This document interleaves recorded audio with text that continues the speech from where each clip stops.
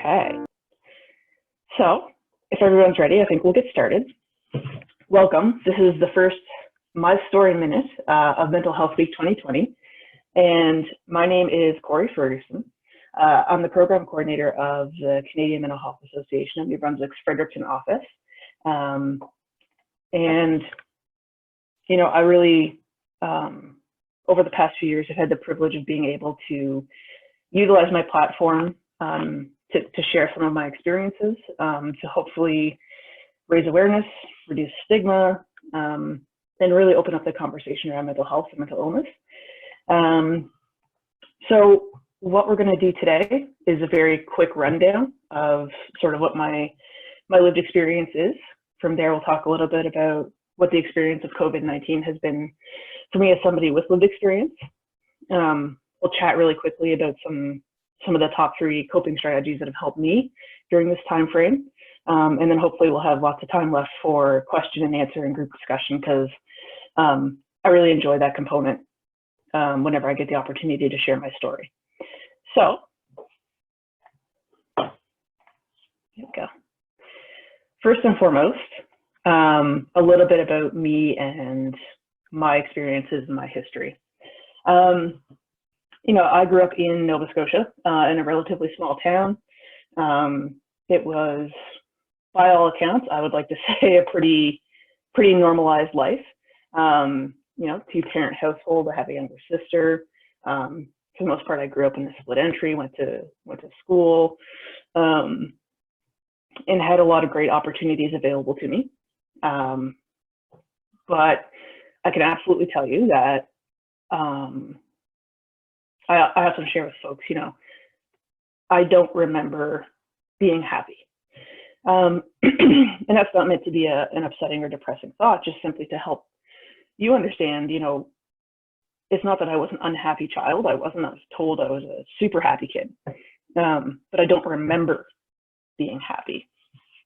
And I think that's where some of those differentiations around our thoughts and feelings kind of happen. You know, so for me, my first panic attack, now in hindsight, because hindsight is always 2020, happened when I was, I think, about 7 or 8 years old. Obviously, at the time, I didn't have the language to express the fact that that was a panic attack. I didn't even know what a panic attack was. But certainly that, you know, was really kind of a starting off point for me in terms of realizing that I was struggling to cope with a lot of really basic stuff in my life, and really just my life in general. You know, I went through school and everything looked pretty normal, I would like to say. I had friends, I played sports, I did well academically, all the way through elementary and middle school. In high school, I got a part-time job, so I worked that. You know, I played several sports, including basketball and rugby. And by all accounts, from the outside looking in, it likely looked like a fairly typical experience of the teenage years. The flip side to that, you know, from the inside looking out, I had a severe lack of connection, or sense of connection, I guess, with the world around me. I did not feel like there was anywhere that I truly fit or was seen for my full self. I, by junior high, was frequently experiencing thoughts of suicide and engaging in self-harm. Sorry, we called it junior high back then. It would be the equivalent of middle school now. You know, by high school, I was pretty well plagued by intrusive thoughts around suicide on a mostly daily basis. I still engaged in my routine and structure and habits simply because there was nothing else I felt that I could do. And quite frankly, it kept me out of the house and kept me busy and provided a bit of distraction. Nonetheless, I kind of tried to plow forward. A lot of typical things happened, like being a teenager. I generally thought, well, it's certainly not anything that's wrong with me. It must be my parents' fault. It must be my small town's fault. It must be almost anything and everything except an internal problem or process. I also generally had the assumption that most teenagers felt the same way I did, had the same sort of emotional experiences that I did, but that somehow I was just way crappier at dealing with those things than they were. So there was that little bit of personal flaw idea in there. By grade 10, but more so 11, my marks started to be pretty negatively impacted by the level of distress I was experiencing. Not only did I have difficulty with memory and concentration, as well as motivation, I also really, quite frankly, struggled with seeing any point. Though it was still something that I just did because that's what you were supposed to do. From there, I really kind of began to struggle more significantly. I did manage to graduate from high school, obviously, and was able to move on to university, which I viewed as an opportunity to get away from my parents in the small town and all the things I kind of blamed my mental health struggles on. But I'm willing to bet you can probably guess that that didn't fix much of anything in the end. I came up to Fredericton, to St. Thomas to go to school. I played rugby at St. Thomas University for the varsity women's team. And it started to fall into a bit of a pattern where during the fall, I would look forward to school starting up and seeing my friends again, and living in Fredericton, and rugby season was always in the fall. So I would kind of have a bit of a, I'm not going to call it a period, but a period where I was actually kind of functioning and doing pretty okay. Though my choice and decision making wasn't necessarily the best. And then around Christmas time, with the thought of having to go home again for Christmas break, I would usually start to fall apart, combined with the stress of term ending and papers and exams and whatnot too. And usually what would happen is that after Christmas break, I would come back to school and simply try to get by for the second semester. By the end of my first year, I was essentially not functioning. I wasn't getting out of bed. Certainly wasn't going to class. I wasn't completing any of my schoolwork. If I got up once a day to go to the cafeteria where I would eat half a sandwich and then go back to bed, that was pretty good in terms of my day. I knew something was wrong, but I didn't understand what. Other than that, I was somehow flawed or broken in some way. I did reach out to a couple of supports at the time, though nothing really stuck or had much impact, I guess. And so I would kind of flounder my way through the summer after school ended, and kind of pick back up again for the fall semester. And I went through that cycle for 4 years. Obviously, it had academic impacts, including the fact that by the end of my 4th year, I was told I would not be graduating with the rest of my classmates because I lacked the credit hours to do so. On top of that, my GPA was not in great shape, all things considered. So that really was kind of the kicking off point for my first real deep dive into depression. So my 4th year came to an end. I found out I wasn't going to be graduating. I was struggling financially to even feed myself. I had essentially cut off all contact with my family. I was playing rugby through the summer, which was kind of the only thing holding me together, but was also facilitating some poor choices, and a lot of risk-taking behavior was involved. By August of that year, I injured myself playing rugby and blew my shoulder out. So that left me in some pretty severe chronic pain. On top of that, it took away at the time anyways, my last remaining standing coping mechanism.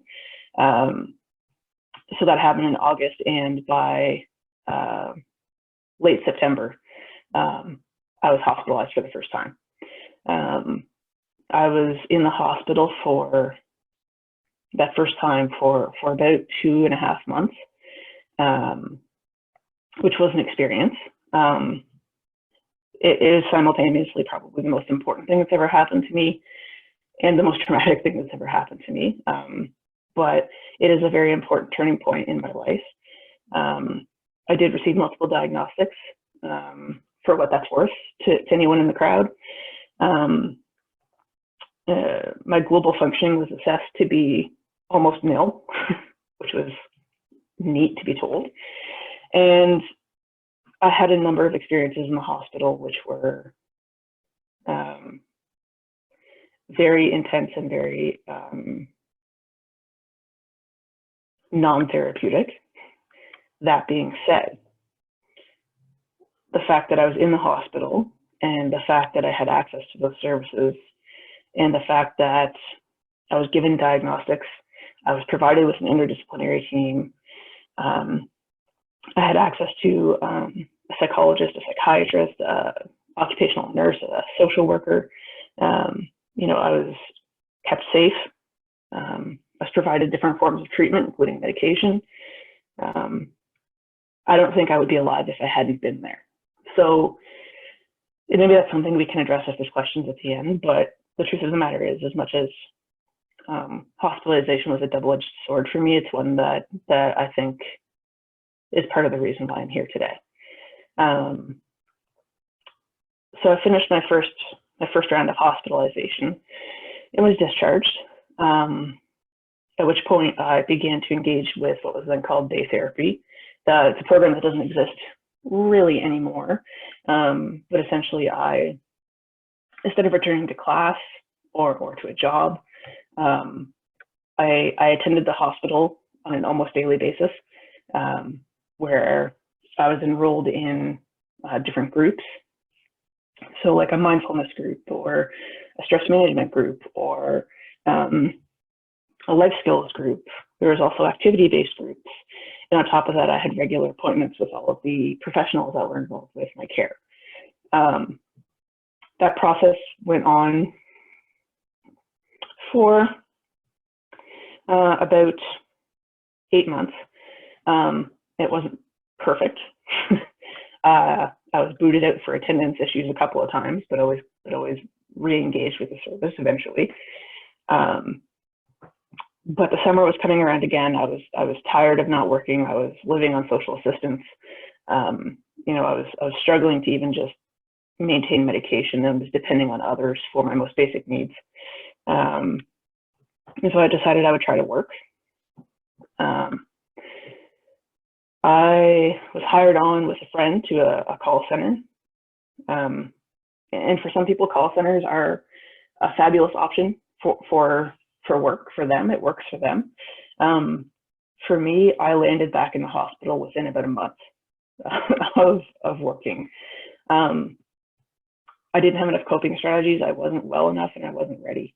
And I had tried to push myself too far too fast. And suffered some consequences for that, including a relapse of all my symptomology. So I was hospitalized for a second time. This time it was much shorter, I think about 3 weeks. And it was a little bit more of the idea that we had done this before. I knew what to expect. I knew how to navigate the things that were there. Re-engaged with day therapy again. And went through that whole process of day therapy for the better part of 9 months again. During that same time, I also got surgery and had my shoulder reconstructed. So my chronic pain levels were starting to get better. To this day, I still have pain, but certainly not to the extent that it was when not much of anything So that was a big turning point in terms of gaining some functioning back and reducing my overall chronic pain. I stuck with day therapy a bit better this time and was able to eventually look at the option of going back to work. I learned my lesson from going back to work the first time, which didn't go well. And I tried a different route. Instead of trying what was easy and available, I tried for something that was meaningful to me. I was able to find part-time work as a family support worker in Moncton, and moved there with my then partner. And so I started out part-time. I started out helping others, which although exhausting, was a different kind of exhaustion than what the call centers had in terms of impact on me. And I was slowly able to increase my weekly hours, which was a much better approach to return to work. I ended up getting employed with then Moncton Youth Residences, but now Youth Impact, as a residential youth counselor for the better part of 5 years, during which time that was the first time I had been stable and fully employed and self-sufficient in my entire life. And after 5 years of that, I knew I was done. I would not change those experiences for the world, but I was done. And decided to go back to school to finish my degree, which was terrifying because this was the first time I had been stable ever.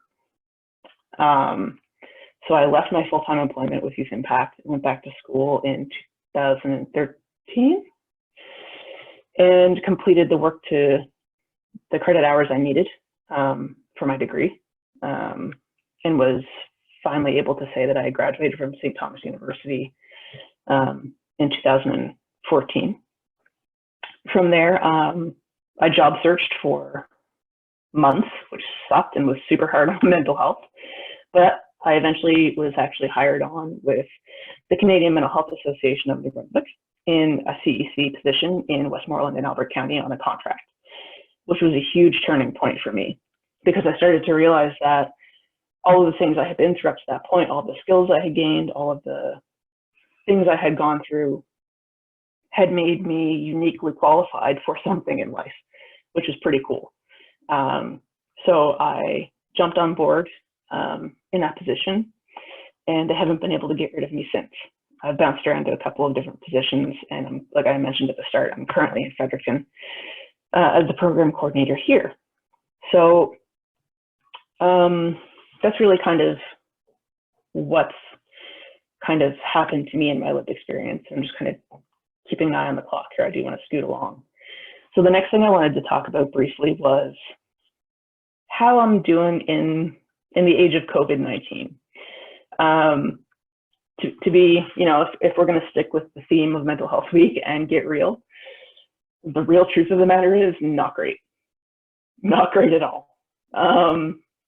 I am in a huge position of privilege that I work for an employer who's super understanding. I'm able to do my job from home Monday to Friday, the same as I would in the office. My financial status is stable. So in a lot of ways, my position is one of safety and privilege, and I know that. However, as it turns out, a global pandemic is kind of stressful. So, you know, the first couple of weeks were really just about survival for me. You know, trying to do the most basic things. You know, if you talk about your emotional energy as a gas tank, my gas tank was permanently stuck on empty. So that was a real challenge.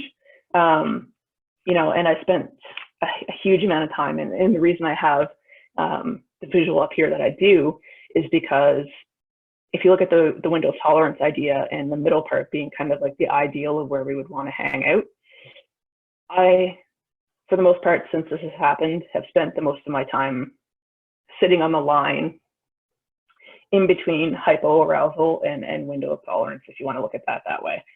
Let's see if it'll let me draw on here. I've been living right around there. on a pretty much daily basis. You know, and every time something would change, it would require more energy of me, and I would dip. And then I would get my coping strategies kind of set back up and back in place, and I would slowly kind of come up here again. And then something else would happen. So for example, you know, the unfortunate shootings that occurred in Nova Scotia, my home province. Down it goes. And slowly adapting to that idea, up it comes again. So I've really kind of been hovering in and around that area, you know, and that's been tough. But a couple of things really kind of shifted my coping with that, and I think I'm starting to do a bit better than I had been. And quite frankly, I've had to learn that sometimes good enough is good enough, and that's been a big chunk of the learning here. There was a friend of mine who posted a quote on Facebook that was something to the extent of, "No one's ever done this before in our generation. There's no expectation for you to be good at it. Like, we're all figuring this out." So I really kind of had to shift a lot of my mentality to try and get myself to come up a little bit further, so that I have a little bit more of a buffer zone before I hit down here in the red again. So I'm no longer in surviving mode, but I would say I'm in trying mode, if that's fair. And I do think it's possible that at some point I may hit somewhere beyond trying, maybe thriving, who knows, not sure. But it takes time, and it takes a lot of different skills and strategies along the way. So what are we going to talk about next? Coping strategies. I was trying to think of a good way to kind of chat about this in a webinar-based context. And I didn't want to overwhelm everybody or anybody, so I thought I would keep it pretty straightforward and pretty simple. So I kind of zoned in on my top 3 coping strategies that I have found have actually made a measurable difference for me during COVID-19. Number 1 is routine. And I don't necessarily mean the type of routine that is talked about by people on Instagram and Facebook, where like you're scheduled to the minute and overachieving in every component of your schedule along the way every single day. I'm talking about really basic stuff. Working from home has helped produce a bit of routine for me in that Monday to Friday, 8:30 to 4:30, I have something I'm supposed to be working on and doing. And again, I know that's a position of privilege, but even if you can create some small goals for yourself that would kind of take the place of that, it can go a long way. Things like meal planning, which doesn't sound like a huge thing, and is something we all do normally. When your emotional gas tank is pretty low, that takes a lot of cognitive capacity. So considering that a thing that is a component of my routine, and kind of giving myself a pat on the back when I do something like that, you know, goes a long way and helps me feel a little more in control of what's going to happen for me day to day. Sleep schedule is a super important one. In some ways, I'm quite fortunate in that my symptoms have almost always manifested in terms of more sleep, not less. Though I know there's a ton of folks, including a bunch of my different friends, who are all struggling with things like insomnia right now. So doing what we can to regulate our sleeping schedule a little bit, or at least our sleeping routines. Putting down the cell phone at a certain time, having a certain bedtime, doing the same sorts of tasks every night before I go to bed. All those things help kind of keep my body going forward in a somewhat familiar routine. And the other thing I put there was transitions. So even little things like weather dependent. Today does not look like a great option, but weather dependent. Myself and my partner are trying to go for a walk after work every day, not just because the activity is good or the fresh air is good, which it is, but more so because we're both working from home. And when you're working from home and your laptop is right there, it's really easy to have the line between work and downtime kind of start to blur. So we're trying to use some transition techniques, like a little bit of stretching or yoga in the morning just to kind of, again, transition to work, and something like a little walk in the evening after work to kind of transition out of work and into home. The next one I have up here is physical movement, which kind of lends itself to the conversation I was just having with transition talk. Things like stretching, walking, and I'm not talking like hardcore speed walking with like those like sick like hiking sticks, like not like that. Although if you can totally do that, do that. More so just walking for the sake of movement and activity rather than simply sitting in front of my laptop and then moving to sit at my couch and then moving to sit in my bed, trying to kind of get some activity going that way. I'm trying very hard to look at chores as an opportunity to get some physical movement and activity. So I'm not vacuuming and dawdling. I'm trying to kind of put some pace behind it to kind of get my heart rate up a little bit doing that stuff, not because I enjoy vacuuming, but because the physical activity is something that my body desperately needs right now in order to help reduce some of the stress that it's storing all the time. And I'm hoping as the weather improves and gets better here in the next couple of weeks, that hikes and bikes will start to become a part of my physical movement routines and coping strategies and my coping toolbox that I have available to me to get through the pandemic. And last but not least, is probably my least favorite, but actually the most important thing, to be very honest, because we're getting real. The first couple of weeks, especially when I mentioned that I was surviving more than thriving, I found that a lot of what I was doing was shoulding myself. So I should have more energy. I should be making all of these meals. I should be super productive with work. I should be getting all this stuff done around the house. You know what I mean? And I found that that was probably doing as much harm as anything else in the end. And so I had to let that go. And I don't like it, and I'm not good at it, but I am practicing it. And being a little more compassionate with myself. So doing things like listening to my body. And if it's 2:30 and I'm exhausted and I need a nap, I'm messaging my supervisor and saying, I'm really struggling right now, and I think what my body needs is to lay down for an hour or so. Is that okay? And I'm going and doing that, and then making up those hours elsewhere. I'm also learning to remind myself that I'm doing the best that I can in this pandemic, and I think something that's really helped to remind me of that is the idea that, I'm not working at home during a pandemic. I'm staying safe at home during a pandemic and trying to work. So reminding myself that I'm doing the best I can, and sometimes good enough is good enough, has gone a long way. And the last piece of self-compassion is sometimes reminding myself that I've never done this before. And by this, I quite literally mean COVID-19. I've never had these types of changes happen, I've never had these types of limitations. I've never had this type of stress before. And it's required a lot of patience and a lot of self-care.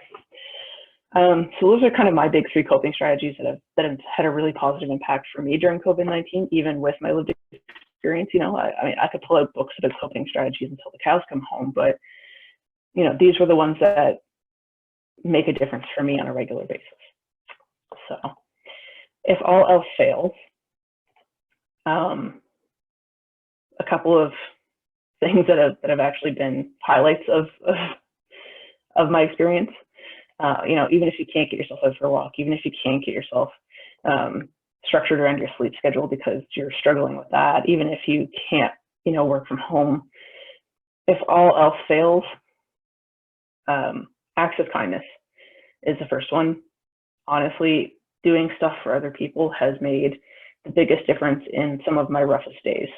So that picture is actually a care package that I dropped off with my partner at a friend's house.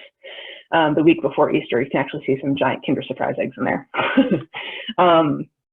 You know, I was having a really, really rough go of it, and being able to drop off and do something kind for somebody else was probably the biggest game changer on some of my roughest days when all else failed. And on some of my really, really rough days when everything else 100% failed, build a feelings fort. I was literally having a small depression nap in bed one day, like within the first 3 or 4 weeks. And my partner disappeared out into the living room and came and got me a little bit later and brought me out to the living room. And they had built a blanket fort in the middle of our living room, and with a little nest in it. And we got in there and cried and laughed and relaxed and did all sorts of things, and really named it the feelings fort because all the feelings happened in it. And the feelings fort, you know, it pulled me through when quite literally everything else had failed. So if all else fails, acts of kindness and feelings fort. Other than that, folks, I'm done for today in terms of sharing a bit about myself, my lived experience, and some coping strategies. But I do hope that everybody here is interested in having some conversation, maybe chatting and having some questions. You know, I tried to leave, like I said, some time for that. If you're looking to ask questions, I do this for a living. I share my story all the time. You're not going to upset me. You're not going to ask something that will offend me. I'm honestly an open book. If I can answer a question for you, I will. And I guess I'm just leaving it open to you folks. Perhaps I think maybe the easiest way to manage it might be in the chat function. If anyone has any questions for me and they want to send the message either to me or to everyone so they can see your questions. That might be the easiest way to manage this. But questions, comments, some coping strategies of your own that you want to share.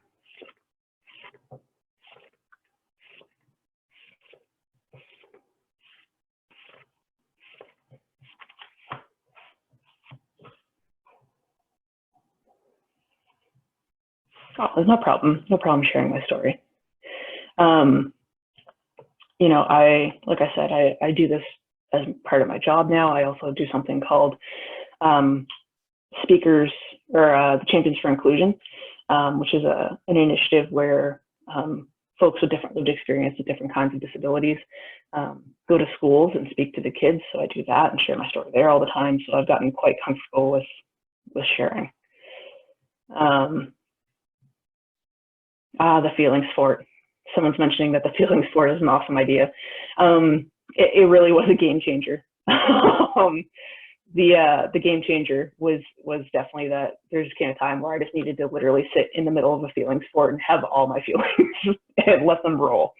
And honestly, having a little bit of a space where I kind of felt like this is what it's here for and this is what I'm doing right now, and I'm committing myself to it, and just kind of letting it rip, so to speak. That was sometimes there's just not much else you can do in the middle of it all. So someone's asking about having some difficulty with sticking with it or keeping up with self-care and looking for some advice. You know, I'm not saying I'm good at sticking with it. Like, I'm not. But I keep trying to come back to it over and over and over again. Because I'm not good at self-care at the best of times, and this is 100% not the best of times.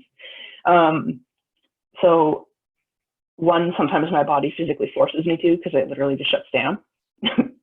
And in those cases, I have not much choice. Two, I am trying very hard to bring my focus back to doing little things that make me feel some sense of productivity and control, whether that's baking a batch of cinnamon rolls, or whether that's cleaning a room, or whether that's, you know, sitting under a blanket and watching a completely unwanted show for an hour just to reset myself to get up and try again. And the try again mentality, that whole trying thing has really been the biggest thing. Because, you know, even when a day is a complete write-off, I will get into bed and say, you know what, I just need to try again tomorrow. So each day is another shot at trying again. So don't be too hard on yourself about not being able to stick with it. I'm not sticking with it perfectly either. I'm just trying. What else we got here? Another question. I'm going to get them all, I promise. Story, self-care. How do I structure my days on the weekend? I don't. I focus on a couple of key things, and then kind of let my body determine what I'm up to. I'm not going to lie to you. I have a love for snacks, so I focus in the morning on getting up and having a good breakfast that I find enjoyable and satisfying. I have a couple of goals or ideas in mind for the weekend, but other than that, I try really hard to roll with the punches a little bit, so to speak, and listen to my body. For example, this weekend, I had a couple of things I wanted to do, but my body decided that Saturday I needed to rest and wasn't interested in any list that I was given it, so I had to let that happen. But it gave me the energy to be able to do some of the stuff off my list on Sunday. So I'm trying not to structure things too hard during the weekend, because my week is actually quite structured with work. What else we got here? Hopefully that answered your question. Thank you. Self-care, yeah, self-care is coming up a lot. Struggle with self-care, yeah. Feeling like you're in a rut's a huge issue, because we're quite literally all in a rut right now. But that's kind of why I added in like hiking and biking as options of stuff I'm hoping to get to, because like going for a walk and stretching in the morning is a little bit of a rut if I can even get myself that far.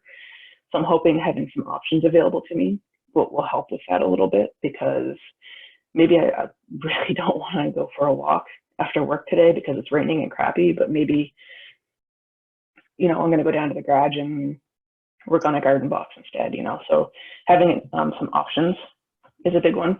And one thing I actually promote when I do some of my other talks on self-care is maintaining a self-care list of activities that are pretty solid go-tos for you, in different kinds of activities, whether it be physical or emotional or whatever the case is. Because when you're really struggling and you're in a rut, the last thing you can do is think about the stuff you're supposed to be doing. But if you can go to a physical list and pick an item off the list and go do that thing, that can sometimes help, because the creativity is not doing great under this much stress. Creativity is not really banging it out these days. Hopefully that helps. What else do we have? Thank you for sharing. Yeah, guilt and shoulding. Yeah, and should is very much a function of guilt and shame. You're shaming yourself or you're guilting yourself about what you think you should or shouldn't be doing. And all guilt does is drain your tank even faster. So even if you can just catch yourself now and then and say, you know what, I'm shoulding myself right now, or catch others. If you can't catch yourself, catch others. Practice on others. You know, it's a skill to learn to catch yourself doing it and to learn how to tackle it.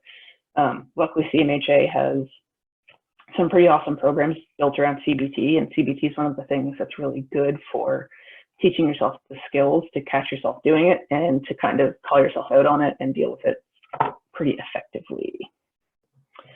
Great reminders. Easter was hard. Yeah.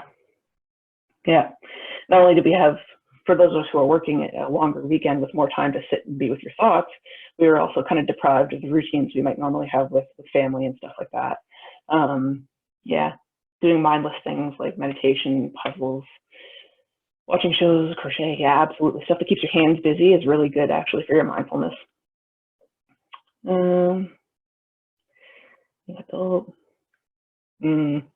Yeah, negative self-talk is a big part, and it's something I still do all the time. Like if there's something my brain is super good at, it's that. You know, but figuring out ways to lessen its impact a little bit can go a long way. Yeah, build yourself a feeling sport. It's 100% like the best thing that's happened to me this whole time. Yeah. Tell others and tell yourself. Don't shit on yourself. Right? It's also kind of funny because it sounds like something I can't say. It's part of my job. What else do we have here? Could have. Oh yes, the old regrets and could have. Oh well, if I'd been more like this, I could have done this, or I could have done that. Could haves are also a form of guilt and shame, and it definitely is basically something that, especially in stressful times, can just, your brain can basically weaponize it against yourself, and that's no fun. So anytime you catch yourself with one of those keywords like could or should, or if you're struggling catching yourself, practice with others with their consent. It can really make a difference to kind of just realize, even just call it out for yourself. You'd be surprised how far that'll take you. Yeah. I know some of you folks I see have to go. So by all means, if you want to reach out to me, that's my email for work there. I am working Monday to Friday. You can get a hold of me. And I want to thank you all very much for coming to hang out and listen. If you have to leave, by all means, please feel free to do so. If anyone has other questions or wants to stick around, you can do that as well. I also noticed that I think Jordan shared some of our information for CMHA in the chat. So things like our Facebook page where all of our events, including webinars, are getting announced. We also have live Facebook events a couple of times a day for wellness. If you're looking for something different to build into your routine to kind of get you out of a rut, that's an awesome way to do that. You can also go on our YouTube channel and access previous webinars that have been done and recorded, just like today is being recorded. And so that you don't have to be restricted to the time frame of the webinar, you can actually watch it anytime you want. You can go on our website, cmhanb.ca. If you click the events section, you can actually find a calendar of everything that's on the go. Did I get everything? Am I forgetting anything? No? Okay. I want to thank you all very, very much for listening to my story and for contributing your thoughts and ideas. And thank you guys. And hopefully everybody has a great start to their mental health week, and hopefully everybody is willing to get out there and get real and get loud. All right? Thank you very much, guys.